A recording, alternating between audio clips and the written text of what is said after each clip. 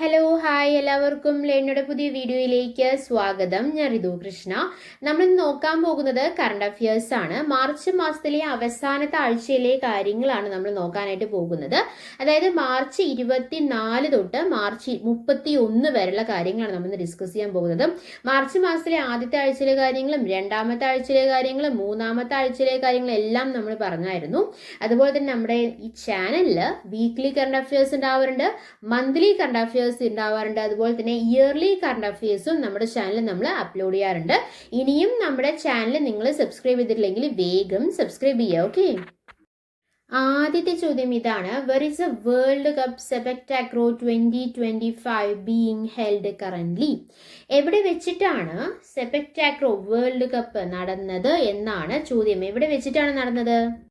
The right answer is Bihar. ബീഹാറിൽ വെച്ചിട്ടാണ് world സെപക് takraw 2025 നടന്നത്. എവിടെ വെച്ചിട്ടാണ്? ബീഹാറിൽ വെച്ചിട്ടാണ്. മാർച്ച് 20 തൊട്ട് 25 വരെ ആയിരുന്നു ആ ടൂർണമെന്റ് നടന്നിട്ടുണ്ടായിരുന്നത്. സെപക് ടാക്രോ ഗെയിമിനെ കുറിച്ചിട്ട് എന്തൊക്കെയാണ് നമുക്ക് അറിയാൻ പറ്റുക? സെപക് ടാക്രോ എന്ന് പറഞ്ഞാൽ എന്താണ് ഗെയിം? അതിന് ഓരോരോ പേരുകളുണ്ട്. സെപക് ടാക്രോ എന്ന് മാത്രമല്ല കേട്ടോ. എന്തൊക്കെയാണ്? കിക്ക് വോളിബോൾ എന്നുണ്ട്, അതുപോലെ തന്നെ ഫുട് വോളിബോൾ എന്നുണ്ട്. നമുക്കറിയാം വോളിബോൾ നമ്മൾ കളിക്കുന്നത് കൈ കൊണ്ടാണെങ്കിൽ സെപക് ടാക്രോ കൈ ഉപയോഗിക്കാതെ കാലും തലയും യൂസ് ചെയ്തിട്ടായിരിക്കും ഈ ഗെയിം കളിക്കുക. ഓക്കെ, അപ്പോൾ സെപക് ടാക്രോ എന്ന് പറയുന്നത് അതുകൊണ്ട് തന്നെയാണ് അതിന് ഫുട് വോളിബോൾ എന്ന് പേര് വരാനുള്ള കാരണം. അപ്പോൾ സെപക് ടാക്രോന് വേൾഡ് കപ്പ് 2025 എവിടെ വെച്ചിട്ടാണ് നടന്നത് എന്നാണ് നമ്മൾ പറഞ്ഞത്? ബീഹാറിൽ വെച്ചിട്ടാണ്. മാർച്ച് 20 to 25 വരെ ആയിരുന്നു ഗെയിം നടന്നിട്ടുണ്ടായിരുന്നത്. ഇനി ബീഹാറിനെ കുറിച്ചിട്ട് എന്തൊക്കെയാണ് പറയാനുള്ളത്? നിലവിൽ വന്ന വർഷം 1986 നവംബർ 1 തന്നെയാണ്. സംസ്ഥാന മൃഗം കാളയാണ്. സംസ്ഥാന പക്ഷി അങ്ങാടിക്കുരുവിയാണ്. തലസ്ഥാനം പാറ്റ്നയാണ് അല്ലെ. സംസ്ഥാന പുഷ്പം കച്ച്നാർ. ഓക്കെ, പ്രാചീന കാലത്ത് ബീഹാർ അറിയപ്പെട്ടിരുന്നത് മഗധ എന്നുള്ള പേരിലായിരുന്നു.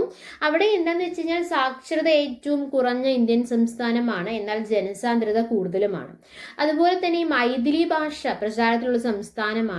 ബാലവേല തടയുന്നതിനായിട്ട് ചൈൽഡ് ലേബർ ട്രാക്കിംഗ് സിസ്റ്റം ആരംഭിച്ച സംസ്ഥാനമാണ്. ഇന്ത്യയിൽ ആദ്യമായിട്ട് കൃഷി മന്ത്രിസഭ രൂപീകരിച്ച സംസ്ഥാനമാണ് ബീഹാർ.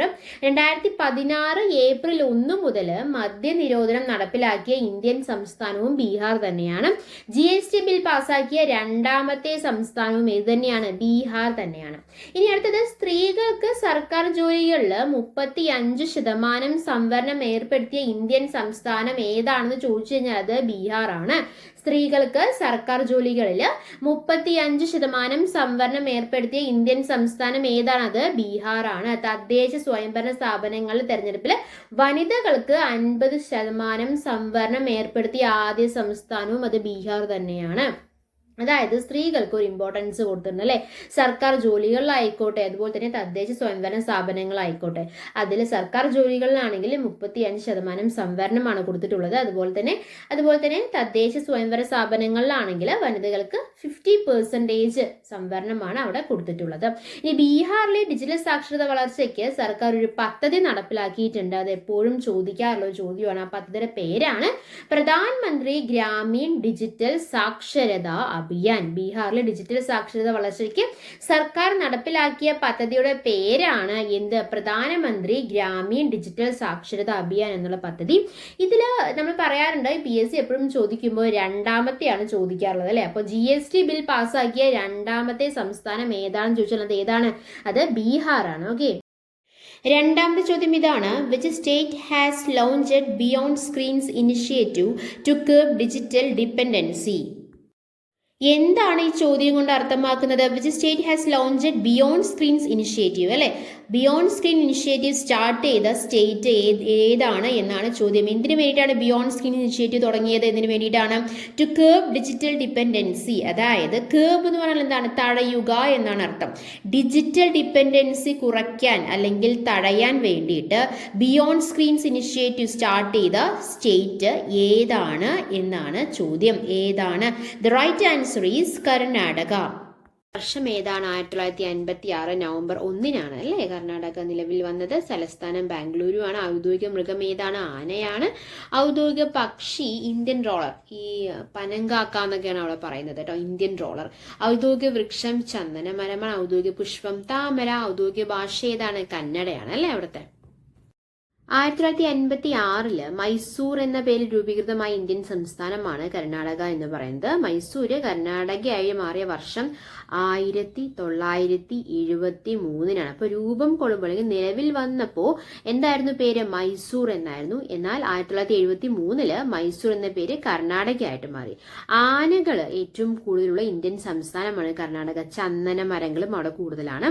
ഭാരതീയ ജനതാ പാർട്ടി അധികാരത്തിൽ വന്ന ആദ്യ ഇന്ത്യൻ സംസ്ഥാനമാണ് ആദ്യ തെക്കേ ഇന്ത്യൻ സംസ്ഥാനം. ആദ്യ ഇന്ത്യൻ സംസ്ഥാനമല്ല, ഭാരതീയ ജനതാ പാർട്ടി അധികാരത്തിൽ വന്ന ആദ്യ തെക്കേ ഇന്ത്യൻ സംസ്ഥാനമാണ് കർണാടക. ഏറ്റവും കൂടുതൽ കുരുമുളക് ഉൽപ്പാദിപ്പിക്കുന്ന സംസ്ഥാനമാണ്. പിന്നെ നമ്മൾ പറഞ്ഞു എല്ലാ ദക്ഷിണേന്ത്യൻ സംസ്ഥാനങ്ങളുമായിട്ടും അതിർത്ത് പങ്കുവെക്കുന്ന ഏക ഇന്ത്യൻ സംസ്ഥാനവും ഏത് തന്നെയാണ്? കർണാടക തന്നെയാണ്. ദക്ഷിണേന്ത്യയിലെ നൃത്തരൂപമായ യക്ഷഗാനം പ്രചാരത്തിലുള്ള സംസ്ഥാനമാണ് ഇത് കർണാടക എന്ന് പറയുന്നത്. അവിടുത്തെ ടൂറിസം, അവർ ടൂറിസത്തിനെ വളരെയധികം പ്രൊമോട്ട് ചെയ്യുന്ന ഒരു സംസ്ഥാനമാണ്. ടൂറിസത്തിന്റെ പരസ്യവാചകം എന്ന് പറയുന്നത് വൺ സ്റ്റേറ്റ് മെനി വേൾഡ്സ്, അതായത് എന്താണ്? ഒരു സംസ്ഥാനം പല ലോകങ്ങൾ എന്നുള്ളതാണ് കർണാടക ടൂറിസത്തിന്റെ പരസ്യവാചകം എന്ന് പറയുന്നത്. നമ്മൾ പറഞ്ഞു കർണാടകയുടെ തലസ്ഥാനമാണ് ബാംഗ്ലൂർ എന്ന് പറഞ്ഞു അല്ലെ. ബാംഗ്ലൂരിന്റെ വിശേഷണങ്ങൾ എന്തൊക്കെയാണ്? ഇന്ത്യയുടെ പൂന്തോട്ട നഗരം എന്നറിയപ്പെടുന്നുണ്ട്, സിലിക്കൺ വാലി ഓഫ് ഇന്ത്യ എന്നറിയപ്പെടുന്നുണ്ട്, ഇലക്ട്രോണിക് നഗരം എന്നറിയപ്പെടുന്നുണ്ട്, പെൻഷനേഴ്സ് പാരഡൈസ് എന്നറിയപ്പെടുന്നുണ്ട്, റേഡിയോ സിറ്റി എന്നറിയപ്പെടുന്നുണ്ട്. ബാംഗ്ലൂർ എന്ന പേര് ബംഗളൂരു എന്നായി മാറിയ വർഷമാണ് 2014. ബാംഗ്ലൂർ എന്നായിരുന്നു, അത് ബംഗളൂരു എന്നായി മാറിയത് 2014 അപ്പൊ കുറച്ച് വർഷങ്ങളുണ്ട് അല്ലെ. 1973 എന്ത് സംഭവിച്ചു എന്നാ പറഞ്ഞത്? മൈസൂർ എന്ന പേര് കർണാടക എന്നായി മാറി. അതുപോലെ തന്നെ ബാംഗ്ലൂർ എന്ന പേര് ബാംഗ്ലൂരു ആയിട്ട് മാറിയത് 2014. ഇന്ത്യയിൽ ആദ്യമായിട്ട് വൈദ്യുതീകരിച്ച നഗരമാണ് ബാംഗ്ലൂരു. ISROയുടെ ആസ്ഥാനമായിട്ടുള്ള അന്തരീക്ഷ് ഭവൻ സ്ഥിതി ചെയ്യുന്ന നഗരമാണ്. ISROയുടെ വാണിജ്യ വിഭാഗമായിട്ടുള്ള ആൻഡ്രിക്സ് കോർപ്പറേഷന്റെ ആസ്ഥാനം സ്ഥിതി ചെയ്യുന്ന നഗരവും ഏത് തന്നെയാണ്? ബാംഗ്ലൂരു തന്നെയാണ്. ഇന്ത്യയിലെ ആദ്യത്തെ സൈബർ ക്രൈം പോലീസ് സ്റ്റേഷൻ സ്ഥാപിതമായ നഗരം ബാംഗ്ലൂർ തന്നെയാണ്. ഇന്ത്യയിൽ ആദ്യമായിട്ട് ബൈക്ക് ആംബുലൻസ് സംവിധാനം ഏർപ്പെടുത്തിയ നഗരവും ഏത് തന്നെയാണ്? ബാംഗ്ലൂരു തന്നെയാണ്. ദക്ഷിണേന്ത്യയിൽ ആദ്യമായിട്ട് മെട്രോ റെയിൽവേ, നമ്മ മെട്രോ എന്നാണ് അതിന് മെട്രോ റെയിൽവേയുടെ പേര് പ്രൊവൈഡ് ചെയ്തിട്ടുള്ളത്, നമ്മ മെട്രോ ആരംഭിച്ച നഗരം. ഓക്കെ. സൗജന്യ വൈഫൈ സംവിധാനം നിലവിൽ വന്ന ആദ്യ ദക്ഷിണേന്ത്യൻ നഗരം. പൂർണ്ണമായിട്ടും ബാറ്ററിയിൽ പ്രവർത്തിക്കുന്ന രാജ്യത്തെ ആദ്യത്തെ ഇലക്ട്രിക് ബസ് പ്രവർത്തനം ആരംഭിച്ച നഗരം. അപ്പൊ നമ്മൾ പറഞ്ഞു ഇലക്ട്രിസിറ്റി ആയിട്ട് കൂടുതൽ ഡെവലപ്മെന്റ് നടന്നത് ആദ്യമായിട്ട് നടന്നത് ബാംഗ്ലൂരിലാണ് അല്ലെ. അതുകൊണ്ടാണ് അതിന് എന്ത് പറയുന്നത് ഇലക്ട്രോണിക് നഗരം എന്ന് പറയുന്നത്. ഇന്ത്യയിൽ ആദ്യമായിട്ടിട്ട് വൈദ്യുതീകരിച്ച നഗരവും ബാംഗ്ലൂരു തന്നെയാണ് അല്ലെ. ഇന്ത്യയിലെ ആദ്യ പ്രവാസി സർവകലാശാല സ്ഥാപിതമായ നഗരവും ഏത് തന്നെയാണ്? ബാംഗ്ലൂരു തന്നെയാണ്. National cricket academy, Chinnaswamy stadium, Lalbagh പൂന്തോട്ടം, വിശ്വേശ്വരയ്യ മ്യൂസിയം എന്നിവ സ്ഥിതി ചെയ്യുന്ന നഗരവും ഏത് തന്നെയാണ്? ബാംഗ്ലൂരു തന്നെയാണ്. അടുത്ത ചോദ്യം, മൂന്നാമത്തെ ചോദ്യം, were is India's first green waste processing plant developed through PPP model being setup. അതായത് PPP എന്ന് ഉദ്ദേശിക്കുന്നത് എന്താണ്? പബ്ലിക് പ്രൈവറ്റ് പാർട്ട്ണർഷിപ്പ്, അതാണ് 3P. ഓക്കെ. അപ്പൊ where is India's first green waste processing plant developed through 3P model being set up. The right answer is Indore. മധ്യപ്രദേശിലെ ഏറ്റവും വലിയ city ആയിട്ടുള്ള ഇൻഡോറിൽ വെച്ചിട്ടാണ് ഇന്ത്യയുടെ തന്നെ ആദ്യത്തെ green waste processing plant develop ചെയ്യാൻ പോകുന്നത് അല്ലെ.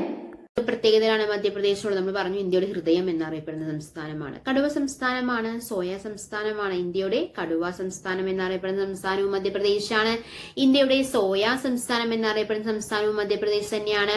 വനവിസ്തൃതിയിൽ 1ാം സ്ഥാനത്തുള്ള ഇന്ത്യൻ സംസ്ഥാനവും ഏതാണ്? മധ്യപ്രദേശ് തന്നെയാണ്. പഞ്ചായത്തി രാജ് നിയമപ്രകാരം ഇന്ത്യയിൽ ആദ്യമായിട്ട് തെരഞ്ഞെടുപ്പ് നടന്ന ഇന്ത്യൻ സംസ്ഥാനം അത് ഏതാണെന്ന് ചോദിച്ചു കഴിഞ്ഞാൽ അത് ഏതാണ്? മധ്യപ്രദേശാണ്.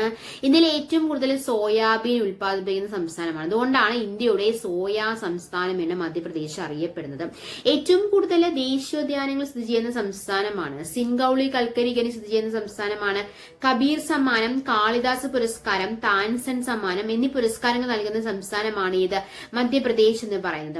സന്തോഷ വകുപ്പ് ആരംഭിച്ച ആദ്യ സംസ്ഥാനം. ഇന്ത്യയിൽ ആദ്യമായിട്ട് സന്തോഷ വകുപ്പ് ആരംഭിച്ച ആദ്യ സംസ്ഥാനം അത് ഏതാണ്? മധ്യപ്രദേശാണ്. നിലവിൽ വന്ന വർഷം 1956 നവംബർ 1 തന്നെയാണ്. സംസ്ഥാന മൃഗം ഏതാണ്? സ്വാം ഡിയർ ആണ്. സംസ്ഥാന പക്ഷി Asian paradise flycatcher. Okay. സംസ്ഥാന പുഷ്പം പാരറ്റ് ട്രീ. അടുത്ത ചോദ്യം, നാലാമത്തെ ചോദ്യം, which state has become the first state in India to broadcast legislative assembly proceedings in sign language? The right answer is Punjab. Punjab has become the first state in India to broadcast legislative assembly proceedings in sign language. Punjab ഇന്ത്യയിലെ തന്നെ ആദ്യത്തെ E state എന്നറിയപ്പെടുന്ന സംസ്ഥാനമാണ് പഞ്ചാബ്. പഞ്ചാബ്, പാഞ്ച് അല്ലെ, 5 എന്നാണ് അർത്ഥം അല്ലെ. 5 നദികളുടെ നാട് എന്നറിയപ്പെടുന്ന സംസ്ഥാനമാണ് പഞ്ചാബ്. ചെറുകിട വ്യവസായങ്ങളുടെ നാട് എന്നറിയപ്പെടുന്ന സംസ്ഥാനമാണ് ഇന്ത്യയുടെ ധാന്യ കലവറ, അതുപോലെ തന്നെ ബ്രെഡ് ബാസ്ക്കറ്റ്, അതായത് ഇന്ത്യയുടെ അപ്പക്കൂട എന്നൊക്കെ അറിയപ്പെടുന്ന സംസ്ഥാനം അത് ഏതാണ് എന്ന് ചോദിച്ചു കഴിഞ്ഞാൽ അത് ഏതാണ്? അത് പഞ്ചാബാണ്. ഇന്ത്യയിൽ ആദ്യമായിട്ട് രാഷ്ട്രപതി ഭരണം ഏർപ്പെടുത്തിയ ഇന്ത്യൻ സംസ്ഥാനവും ഏത് തന്നെയാണ്? പഞ്ചാബ് തന്നെയാണ്. അതുപോലെ തന്നെ ഹരിത വിപ്ലവം കൊണ്ട് ഏറ്റവും കൂടുതൽ നേട്ടമുണ്ടായ സംസ്ഥാനം ഏതാണെന്ന് ചോദിച്ചു കഴിഞ്ഞാൽ ഏതാണ്? അത് പഞ്ചാബാണ്. ഇന്ത്യയിൽ തന്നെ ഹരിത വിപ്ലവത്തിന് തുടക്കം കുറിച്ച സംസ്ഥാനവും ഏത് തന്നെയാണ്?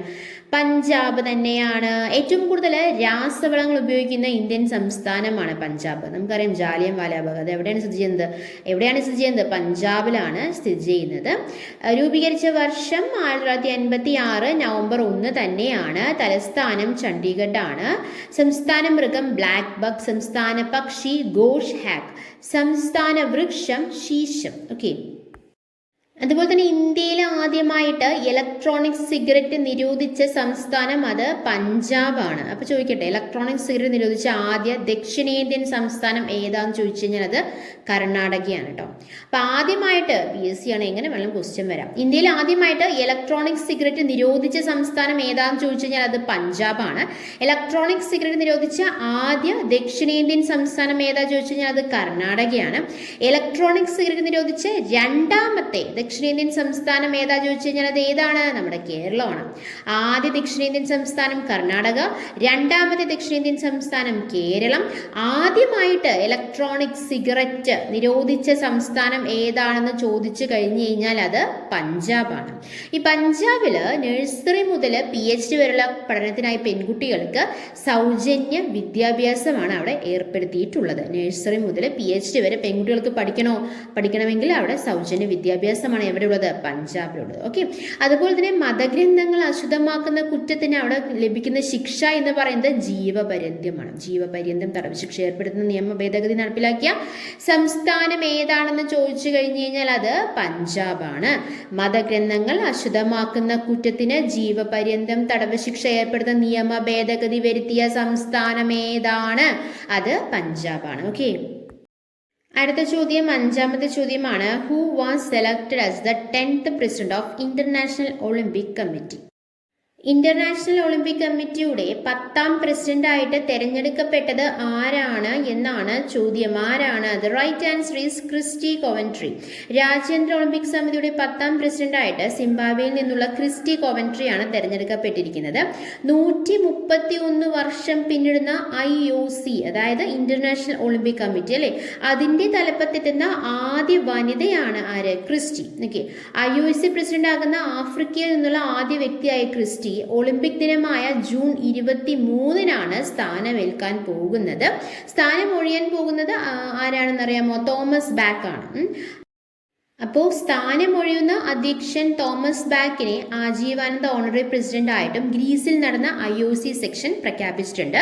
So who was selected as the 10th president of international Olympic Committee? The right answer is Kirsty Coventry. Okay. അതിന് മുന്നേ ആരായിരുന്നു? തോമസ് ബാക്ക് ആയിരുന്നു അല്ലേ. അടുത്ത ചോദ്യം, 6ാമത്തെ ചോദ്യമാണ്. Who has been awarded the ജ്ഞാൻപീഠ് award, the country's highest literary honor? അതായത് രാജ്യത്തെ പരമോന്നത സാഹിത്യ ബഹുമതിയാണ് ജ്ഞാനപീഠ പുരസ്കാരം അല്ലെ. അത് നേടിയത് ആരാണ് എന്നാണ് ചോദ്യം. ആരാണ്? ഹിന്ദി സാഹിത്യകാരനായിട്ടുള്ള വിനോദ് കുമാർ ശുക്ലയാണ് രാജ്യത്തെ പരമോന്നത സാഹിത്യ ബഹുമതിയായിട്ടുള്ള ജ്ഞാനപീഠ പുരസ്കാരത്തിന് അർഹനായിട്ടുള്ളത്. സമകാലിക ഹിന്ദി സാഹിത്യത്തിലെ ഏറ്റവും മികച്ച എഴുത്തുകാരിൽ ഒരാളാണ് ശുക്ല. അതുപോലെ തന്നെ ജ്ഞാനപീഠത്തിന് അർഹനാകുന്ന 12ാമത്തെ ഹിന്ദി സാഹിത്യകാരൻ കൂടിയാണ് ആര്? വിനോദ് കുമാർ ശുക്ല.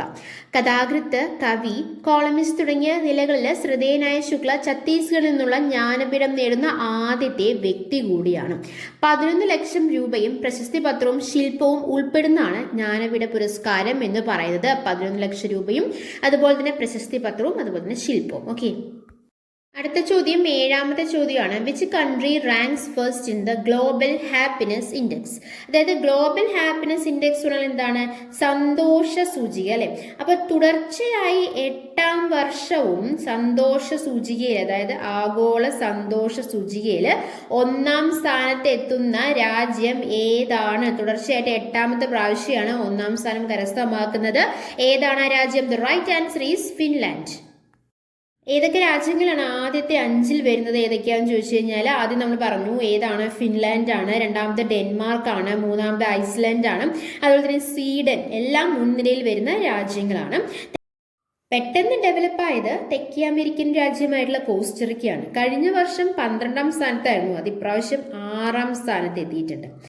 ഏഷ്യൻ രാജ്യങ്ങളിൽ 1ാമത് എത്തിയത് തായ്വാനാണ്. ദ്വീപുരാഷ്ട്രമായ മൊറീഷ്യസ് ആണ് ആഫ്രിക്കൻ മേഖലയിൽ 1ാമത് എത്തിയിട്ടുള്ളത്. തായ്വാന്റെ റാങ്ക് എന്ന് പറയുന്നത് 27 ആണ്. മൊറീഷ്യസിന്റെ റാങ്ക് 78 ആണ്. 147 രാജ്യങ്ങളുടെ പട്ടികയിൽ ഏറ്റവും താഴ്ന്ന റാങ്കുള്ള രാജ്യം ഏതാണെന്ന് ചോദിച്ചു കഴിഞ്ഞാൽ അത് അഫ്ഗാനിസ്ഥാനാണ്. ഏറ്റവും സന്തോഷം കുറഞ്ഞ രാജ്യങ്ങളിൽ 10ൽ 7ഉം ആഫ്രിക്കയിലാണെന്നുള്ളൊരു കാര്യം കൂടി ഇവിടെ പറയാനുണ്ട്. ഓക്കെ, അതുപോലെ തന്നെ അമേരിക്കയുടെ റാങ്ക് എത്രയാണെന്ന് അറിയേണ്ടത്. 2025 ആഗോള സന്തോഷ പട്ടികയിൽ USA ചരിത്രത്തിലെ ഏറ്റവും മോശം റാങ്കിലേക്കാണ് താഴ്ന്നിരിക്കുന്നത്. എന്നാൽ മെക്സിക്കോ ആദ്യ 10ലും ഉണ്ട്. നമുക്കറിയാലോ മെക്സിക്കോയും അതുപോലെ തന്നെ അമേരിക്കയും ഇപ്പോൾ ഇടഞ്ഞിരിക്കുകയാണ്, അല്ലെങ്കിൽ ഒരു ശത്രുക്കളെ പോലെയാണ് അല്ലെ. കഴിഞ്ഞ വർഷം 25ാം സ്ഥാനത്തായിരുന്ന തെക്കേ അമേരിക്കൻ രാജ്യം മെക്സിക്കോ ഇത്തവണ 10ാമതായിട്ടാണ് വന്നിരിക്കുന്നത്. യുദ്ധത്തിനും സംഘർഷത്തിനും നടുവിലാണെങ്കിലും ഇസ്രായേൽ ഈ പട്ടികയിൽ 8ാമതുണ്ട് എന്നുള്ളതാണ് അത്ഭുതപ്പെടുത്തുന്ന ഒരു കാര്യം എന്ന് പറയുന്നത്. സന്തോഷ പട്ടിക ആദ്യമായി പുറത്തിറങ്ങി 2012 USA പട്ടികയിൽ 11ാമതായിരുന്നു. ഇത്തവണ അത് 24ാം സ്ഥാനത്തേക്ക് താഴ്ത്തപ്പെട്ടിരിക്കുകയാണ്. പക്ഷെ മെക്സിക്കോ ഉയർന്നു വന്നു, 10ൽ ഇടം പിടിച്ചു അല്ലെ.